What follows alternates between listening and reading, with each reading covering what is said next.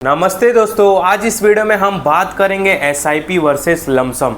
यानी कि हमें किसी भी स्टॉक में एसआईपी मूड में रहना चाहिए, यानी कि किसी भी स्टॉक में हमको एसआईपी के जरिए हमको उसमें पैसा निवेश करना चाहिए, इन्वेस्ट करना चाहिए, या एक ही बार लमसम डाल देना चाहिए और टेंशन फ्री हो जाना चाहिए। इस वीडियो में हम यही डिस्कस करने वाले और मैं आपको चार्ट से दिखाऊंगा कि हमको मतलब एसआईपी करना चाहिए या लमसम करना चाहिए। आपको समझ में आ जाएगा किसके बेनिफिट ज़्यादा है, एसआईपी के बेनिफिट ज़्यादा है कि लमसम के बेनिफिट बहुत ज़्यादा है। इसके ऊपर हम डिस्कस और चर्चा करने वाले हैं। तो वीडियो बहुत इन्फॉर्मेशन वाली होने वाली है, बहुत इंपॉर्टेंट होने वाली, तो वीडियो को आराम से पूरा देखो, ठीक है। यहाँ पे देखो मैंने एक इंडेक्स खोल दिया है। इंडेक्स पहले आपको दिखा देता हूँ, फिर स्टॉक पे भी लेके चलता हूँ मैं, ठीक है। एग्जाम्पल के लिए पहले मैं आपको इंडेक्स दिखा देता हूँ जिससे आपको बहुत ज़्यादा क्लियर हो जाएगा। जैसे कि मैंने निफ्टी आईटी का इंडेक्स ओपन कर लिया, ठीक है। यहाँ पे ओपन कर लिया, ये चार्ट ओपन हो जाए एक बार। लोडिंग हो रहा है, लगता है नेट स्लो चल रहा है, ठीक है। ये हमारा चार्ट ओपन हो गया, ठीक है। ये वन डे का चार्ट है, मैं वीकली फ्रेम पे कर देता हूँ। वीकली फ्रेम पे चार्ट छोटा हो जाएगा, ठीक है, मर्ज हो जाएगा, थोड़ा ऐसा छोटा हो जाएगा, तो मैं वीकली चार्ट पे कर देता हूँ, ठीक है। ये हमारा हो गया वीकली चार्ट, ठीक है। अब वीकली चार्ट आपको बहुत छोटा दिखता रहेगा, पर ये वाली जो कैंडल देख रहे हो ना, इस साइड जो कैंडल है, ये 2021 की कैंडल है, ठीक है, क्योंकि वीकली चार्ट ओपन किया है। एक कैंडल एक हफ्ते को बता रहा है, ऐसे समझ जाओ। अब देखो, मैं पहला लमसम की बात कर लेता हूँ, ठीक है। अब ये इंडेक्स ओपन किया है मैंने आईटी का। अब मान लो कोई लमसम मूड में रहता है, लमसम को बहुत पसंद करता है कि मुझे लमसम करना है, लमसम करना है, एक बार में डाल के टेंशन फ्री हो जाओ। एक बात बताओ मेरे को, यहाँ पे मैं पहले एक लाइन ड्रॉ कर देता हूँ तो आपको समझ में आएगा। यहाँ पे मैं एक लाइन ड्रॉ कर देता हूँ, ठीक है। अब अगर, अरे यार ये क्या, ठीक है, अगर मान लो कोई बंदा लमसम कर रहा है, ठीक है, यहाँ पे मान लो किसी ने लमसम कर दिया, यहाँ पे लमसम कर दिया, यहाँ पे लमसम कर दिया, ठीक है, इस रेंज में कहीं लमसम कर दिया। क्योंकि देखो, जब हम लमसम करते तो अपने को तो पता नहीं है कि मार्केट का बॉटम कहाँ पे बनेगा, कि मार्केट का बॉटम बन चुका है, कि आने वाले टाइम पे बनेगा। लमसम में क्या है, जो करंट प्राइस चल रहा है उस पर ही डाल दो। सपोज़ किसी ने यहाँ पे लमसम किया रहेगा इस रेंज में, हाँ, आईटी इंडेक्स में मैं बता रहा हूँ। तो अब देखो ये कितना बड़ा टाइम पास किया, ठीक है। यहाँ पे मैं एक डेट और रेंज भी लगा देता हूँ जिससे थोड़ा आपको और समझ में आएगा। ये सारी चीज़ें कर देता हूँ, हाँ, ठीक है, ये, हाँ, ठीक है, हो गया, ठीक है। तो वे ये प्राइस, हाँ, डेट दिन बता रहा है ना इसमें, हाँ, ठीक है। देखो, अब किसी ने ये जो ब्लैक वाला सर्कल देख रहे हो, यहाँ पे मान लो लमसम कर दिया और स्टॉक बोल रहा है, ये इंडेक्स 994 दिन टाइम पास किया है, कुछ भी रिटर्न्स नहीं दिया इस इंडेक्स ने। 994 दिन, यानी कि 365 मतलब 3 साल तक आईटी का इंडेक्स चला ही नहीं है। तो आपका पैसा भी नहीं चलेगा, क्योंकि हमने पैसा यहाँ पे डाला, ये लमसम मान लो आपका पैसा यहाँ पे डाला, फिर पैसा कम हो गया, ठीक है।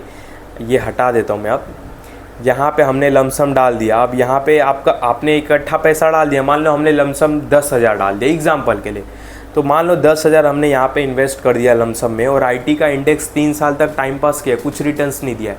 बहुत सारे इंडेक्स है, स्मॉल कैप के स्टॉक है, इवन लार्ज कैप के स्टॉक है जिसने पूरा 3-4 साल टाइम पास किया है। तो आपका पैसा भी टाइम पास में ही जाएगा, कुछ रिटर्न्स नहीं बनेगा। लमसम में ये घाटा है। देखो यहाँ पे हमने पैसा डाला, ये लमसम में आपका पैसा नीचे आया, फिर ऊपर गया, फिर नीचे आया, फिर ऊपर गया, फिर नीचे आया, फिर ऊपर गया, फिर नीचे आया, फिर ऊपर गया, फिर नीचे आया, फिर ऊपर आया। तो आपने जिस रेंज पे बाय किया, उस रेंज पे इस इंडेक्स को आने में 3-3.5 साल लग गए। मतलब जो रेंज में आपने पैसा डाला था, 3 साल बाद वही रेंज में आपका पैसा फंसा हुआ है। ये लमसम का लॉस है, ठीक है। एक और एग्जांपल्स में दिखाता हूँ, फ़ायदा भी है लमसम का, मैं बताता हूँ, रुक जाओ। एक मैं एचडीएफसी बैंक खोलता हूँ चार्ट, ठीक है। मान लो कोई बोल रहा है कि एचडीएफसी बैंक बहुत अच्छा बैंक है, हमको इसमें लमसम करना है, पैसा बहुत डालना है, ऐसे वैसी बातें कर रहे हैं, ठीक है। ये लाइंस वगैरह सब मैं हटा देता हूँ, ये भी वीकली फ्रेम पे, ठीक है। अब मान लो ये देखो, स्टॉक में एक मैं ड्रॉ कर दूँ लाइन पहले, तो आपको थोड़ा समझ में आएगा। अब मान लो किसी ने गलती से इस रेंज में एसआईपी लमसम कर दिया, इस रेंज में, जब स्टॉक का प्राइस 2021 में अराउंड 1627, माइक का चार्ज ख़त्म होने वाला था इसके लिए देख रहा हूँ, तो मान लो किसी ने एचडीएफसी बैंक में 2021 के आसपास इस रेंज में एसआईपी लमसम कर दिया, इकट्ठा पैसा डाल दिया, बोला कि भाई अभी एचडीएफसी बैंक 1500 के रेट पे चल रहा है, मैं इकट्ठा पैसा डाल देता हूँ। पर भाई एचडीएफसी बैंक ये देख रहे हो 2021 से लेकर इवन आज तक उसी रेंज में घूम रहा है 2024 तक, मतलब 21, 22, 23, 24 4 सालों से एचडीएफसी बैंक एक ही रेंज में घूम रहा है। तो आपका पैसा भी इसी रेंज में घूमेगा लमसम। मतलब किसी ने अगर 10,000 एचडीएफसी बैंक में डाला रहेगा 1500 रुपये के रेट से यहाँ पे, उसका आज भी पैसा उतना ही होगा, क्योंकि स्टॉक 3 साल तक चला ही नहीं है। तो लमसम में आपका पैसा चलेगा कैसे? जैसा स्टॉक का मूवमेंट रहेगा लमसम का पैसा वैसे ही हिलते रहेगा। अपन एसआईपी तो नहीं कर रहे ना, हर रेट पे बाय कर रहे, तो हमारा एवरेज हो रहा है। तो ये लमसम में एक लॉस बोल सकते हो, बहुत बड़ा लॉस। अगर मान लो मैंने 1 लाख रुपया एचडीएफसी बैंक में लगाया होता 2021 में, लमसम डाल दिया होता 1 लाख डाल के, और बोलता कि भाई हम 5 साल के बाद देखेंगे डबल हो जाएगा जब ट्रिपल हो जाएगा। पर भाई ये 4 साल से तो एक ही रेंज में घूम रहा है, मेरा पैसा तो 1 लाख का 1 लाख ही है। ये लमसम हो गया। अब मैं आता हूँ आपको एवरेज पे लेके, ठीक है, ये हटा देता हूँ सारी बातें। मान लो कि मेरी नसीब बहुत ख़राब है, मुझे ज्ञान ही नहीं है, मैंने एक स्टॉक इस रेंज पे बाय कर लिया, ठीक है, 1638 पे। एग्जाम्पल से, हाँ समझो, मैं कैलसी से आपको दिखाने की कोशिश करता हूँ, वो लमसम वाला तो आप ऐसे ही समझ गए। 1638 पे मैंने एक स्टॉक बाय किया, ध्यान देना, ध्यान से देखना। क्या हो गया भाई? अबे लोडिंग बहुत होता है यार। अरे भाई लोडिंग हो रहा है, रुक जाओ, खोलने दो। खुल जा भाई, खुल जा, खुल जा भाई, खुल जा, वीडियो लेट हो रहा है, खुल जा। तो 1638 पे मैंने एक स्टॉक ले लिया ऑल टाइम हाई पे, यहाँ पे, हाँ देखो खुल गया ना, ठीक है, ठीक है। यहाँ पे मैंने 1638 के लेवल पे 1630 पे एक स्टॉक ले लिया। एग्जाम्पल से एक स्टॉक मैंने, क्वांटिटी आप कितना भी ले सकते हो, एक स्टॉक ले लिया। अब मान लो स्टॉक गिरते गया, अब मैंने वापस सपोर्ट पे बाय किया इसको 1377 पे। सेकंड मेरी एसआईपी कभी गई 1377 पे। मेरी टोटल बाइंग हो गई 3000 रुपये की, 2 स्टॉक बाय किया। आप याद रखे रहना, मेरे को भी याद रहेगा। अब मान लो किधर गया भाई, अब मान लो अब तीसरी बाइंग मैंने ऊपर बाय कर ली 1700 पे, जब ऑल टाइम हाई पे चल गया, मैं बोला चलो अब भागेगा स्टॉक। 1700 पे मेरी तीसरी एसआईपी चली गई, ठीक है, ये 1700 रुपया मैंने कर दिया, मेरे 3 स्टॉक बाय हो गए, ठीक है। भाई क्या लोडिंग हो रहा है यार, बहुत दिमाग ख़राब हो रहा है। चौथी बाइंग मेरी हो गई 1400 के लेवल पे। मान लो एग्जाम्पल के लिए, जो 1466 चल रहा है, मैं 1400 पकड़ रहा है, मेरे को नंबर भी याद आएंगे। चौथी बाइंग मेरी हो जाएगी, हाँ 1400 के लेवल पे, फिर बाइंग हो जाएगी मेरी 1700 के लेवल पे। मतलब एक बाइंग हुई मेरी 1400 और एक बाइंग हुई मेरी 1700, टोटल मेरी 5 बाइंग हो गई, ठीक है। फिर बाद में, रुक जाओ भाई, ओपन होने दो। फिर मान लो कि मैंने एक बाइंग किया, वापस 5 बाइंग हो गई है ना, हाँ 5 ही बाइंग हो गई है। और मेरी 6वीं बाइंग हुई वापस 1400 पे, फिर वापस बाइंग हुई मेरी मान लो 1800 पे। मतलब टोटल 7 बाइंग हो गई। एक बाइंग वापस हो गई मेरी 1400 पे, फिर बाइंग हो गई मेरी 1700 पे। मेरी टोटल बाइंग कितनी हो गई थी? 7 बाइंग हुई थी, कितनी यार याद नहीं, रुको भाई, ये लोडिंग हो रहा है ना, इसकी वजह से बहुत दिक्कत हो रहा है। तो मेरी एक बाइंग हुई यहाँ पे 1 2 3, बाद में 4 5 6 7 8 बाइंग हो गई मेरी। 8 स्टॉक मैंने खरीद लिए एवरेज के प्राइस पे। ऊपर गया तो भी खरीदा, नीचे गया तो भी खरीदा, ऊपर गया तो भी खरीदा, नीचे गया तो मैंने एवरेज प्राइस से खरीदा। तो मैं इसको 8 से जब डिवाइड करता हूँ तो मेरा 7 ही शायद मैंने खरीदे थे यार, शायद 7 ही खरीदे थे। तो जब मान लो मैं 7 ही करता हूँ, आप थोड़ा हिसाब लगा लेना, ये लोडिंग हो रहा है ना, इसके लिए बहुत तकलीफ़ हो रहा है। तो मैंने 7 शेयर खरीदे एसआईपी मूड में, ऊपर के लेवल्स पे भी, नीचे के लेवल्स पे। तो मेरा एवरेज क्या निकल के आया? 1560 का, और स्टॉक का प्राइस चल रहा है अभी 1680। तो कुछ ना रिटर्न दिया, तो 12-13% का रिटर्न तो मिला एसआईपी में हमको। तो ये एसआईपी में हमको बेनिफिट रहता है, ठीक है। अभी एक और मैं आपको एग्जांपल से आपको समझाता हूँ, रुक जाओ। ये एवरेज अगर हम करते ना एसआईपी, तो एसआईपी में ऐसा बेनिफिट होता है। जैसे मैं एक लेता हूँ टेक महिंद्रा। अब ये टेक महिंद्रा, ये बस लोडिंग नहीं होना मांगता है, बहुत लोडिंग में बहुत गुस्सा आ रहा है मेरे को। एसआईपी में ये सारे मैं हटा देता हूँ पहले। भाई क्या हो रहा है भाई, पूरा वीडियो ख़राब हो रहा है मेरा। ये मैंने सारा हटा दिया, ठीक है, सारा ये 1 वीक का चार्ट है। अब मान लो कि मैंने एक एवरेज के बाय पे टेक महिंद्रा को एसआईपी किया मैंने 1800 के लेवल पे, और दूसरा मैंने एवरेज किया 1000 के लेवल से, ठीक है। फिर मैंने एवरेज किया, एक बार मैं कर लूँ कैलसी से समझा दूँ। पहले मैंने जो मान लो मैंने इसको टॉप पे बाय किया, एसआईपी किया, फिर जब नीचे आया 1000 पे मैंने बाय किया, 2 स्टॉक बाय हो गए, याद दिलाना, 2 स्टॉक बाय हो गए। फिर बाद में मैंने 1162 पे भी बाय कर लिया, ठीक है। अब मेरे को देखो, जब ये 1800 से 1000 आ गया तो मैं समझ गया हूँ कि बॉटम पकड़ बन गया यहाँ पे, तो मैं बहुत सारी यहाँ पे बाइंग कर दूंगा 1162 पे, 1300 पे। मान लो मैंने 1162 पे ले लिया, ठीक है, मैं इतना समझ जाऊँगा जब 1800 से स्टॉक 1000 आ गया और 1000 पे बहुत दिन तक रुका है स्टॉक, अच्छे स्टॉक की केवल बात कर रहा हूँ, तो सपोज मतलब मान लो कि वहाँ पे उसका बॉटम बन चुका है, तो मैंने टॉप पे एक बाय कर लिया जब 1800 था तब, दूसरा मैंने बाय किया 1000 पे, तीसरा मैंने बाय किया 1162 पे, और चौथा बाय किया मान लो मैंने 1400 पे, और पाँचवा बाय किया मान लो मैंने 1300 पे, ठीक है। तो 5 स्टॉक मैंने बाय किए एसआईपी के मूड से, ठीक है। इसको मैं जब डिवाइड करता हूँ 5 से तो मेरा एवरेज प्राइस क्या निकल के आता है, 1332, और आज स्टॉक कितना चल रहा है, 1700 पे।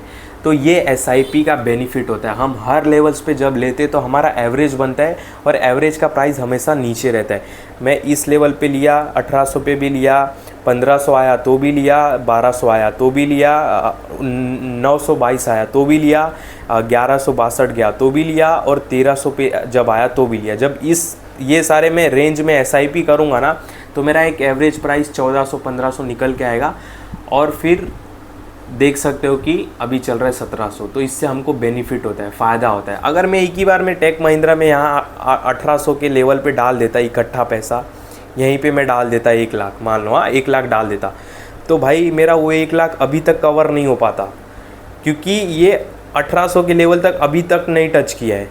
पर मैं वही एवरेज और एसआईपी कर रहा हूँ तो मेरे को बेनिफिट हो रहा है, क्योंकि हम हर लेवल्स पे ले रहे हैं। अगर हम एक ही बार इकट्ठा पैसा डाल देंगे और वो स्टॉक या इंडेक्स 4 साल तक एक ही रेंज में घूमता है, तो भाई हमारा पैसा भी एक ही रेंज में रहेगा। तो कभी भी ज़्यादातर हमको एसआईपी ही करना चाहिए, लमसम नहीं करना चाहिए। देखो लमसम किसको करना चाहिए मैं वो भी बता देता हूँ। मान लो कि आप बहुत स्मार्ट हो, आप डेली मार्केट को ट्रैक कर रहे हो, बहुत मार्केट से जुड़े हुए हो, ठीक है, आपको लमसम डालना है पैसा, तो आपके पास मौका मिलना चाहिए। इलेक्शन जैसा, कोरोना जैसा इलेक्शन में देखो रिज़ल्ट उनके जो ख़राब आए बीजेपी के नंबर सीट, तो इंडेक्स क्या हुआ, 5-5, 6-6% गिर गया। तो वो एक लमसम का मौका हो सकता है, पर वो मौके बहुत कम मिलते, रेयर मिलते। या बहुत आपको नॉलेज है, स्मार्ट हो, आपने बॉटम पकड़ लिया है, आप समझ गए हो कि निफ्टी अब 25,000 से नीचे नहीं गिर सकता, आप इतना दिमाग लगा चुके हो, आप बहुत इन्फॉर्मेशन आपके पास आ गई हो और आप दिमाग लगा सकते हो कि अब निफ्टी 25,000 से नीचे नहीं गिर सकता, यहाँ पे इसका बॉटम बन चुका है, या स्टॉक अब 1400 से नीचे नहीं गिर सकता, अब इसका यहाँ पे बॉटम बन चुका है और स्टॉक अब 1400 से आगे की जर्नी स्टार्ट करेगा, अब इस रेंज में नहीं फंसा रहेगा बहुत समय से। अगर आप ये चीज़ समझ चुके हो, बहुत स्मार्ट हो, तो आप लमसम करो।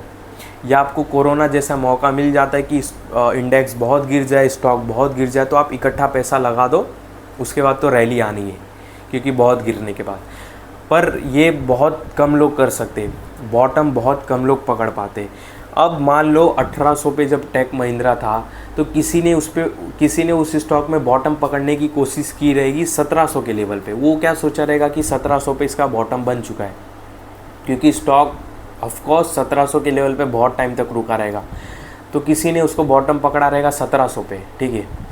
अब किसी ने 1700 पे जब बाय किया रहेगा, जब वो 1700 से स्टॉक वापस 1600 आया, तो किसी ने 1600 पे बॉटम पकड़ लिया रहेगा, उसको क्या लगा रहेगा इसका बॉटम 1600 है।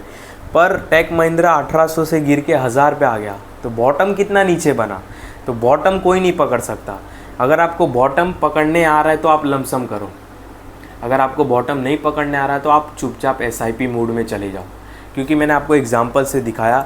अगर 2021 में मैं HDFC बैंक जो 1700 के लेवल पे था उसी लेवल पे डाल देता 1 लाख, आज भी वो 1700 पे ही चल रहा है HDFC बैंक, तो मेरा 1 लाख वहीं का वहीं रहता। अगर मैं HDFC बैंक को 1700 पे ख़रीदता, 1400 पे ख़रीदता, 1380 पे ख़रीदता, तो मेरा एवरेज प्राइस अराउंड 1400 हो जाता था, और आज 1700 है, तो 300 रुपये का तो मार्जिन मिलता था मेरे को मेरे क्वांटिटी पे।